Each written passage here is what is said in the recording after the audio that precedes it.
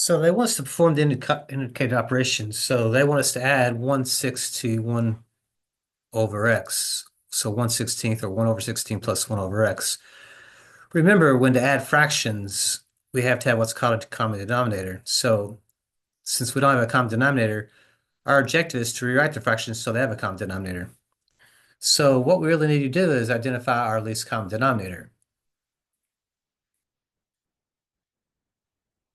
So it's called our LCD. So notice that the first fraction just has a 16. The second fraction has an x. So what we need are both of those things. So our least common denominator has to have both of those, so 16 and an x.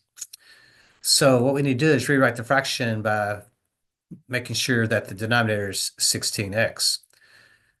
So if I need a 16x on the bottom, oops, don't have a top just yet. So I need this 16x as my denominator. What I got to do is pay attention to, well, what did we do to this first fraction to get an x on the bottom? Well, it looks like we had to multiply this by an x, which means we'd have to multiply the top by an x. So the math is you got to multiply 1 times x on the top, which would give me x. X times 16 is 16x. If you look at the next fraction, to get a 16x, I would have to multiply the bottom by 16. But to keep the equivalent, you'd have to multiply the top by 16. So 1 times 16 is going to be 16. And x times 16, again, is that 16x. So now that we have a common denominator, we can add the numerators together. So if we add x plus 16, we can then just put that all over 16x.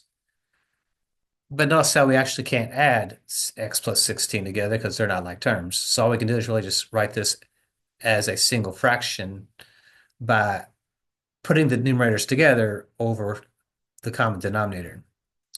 So remember, if I have, say, 1/4 plus 2/4, what this means is 1 plus 2 over 4. But we can add 1 plus 2 and get 3/4, and that's going to be 3/4. But notice in our case, though, we actually can't add the x plus 16 together, so it just remains in the form of x plus 16 over 16x.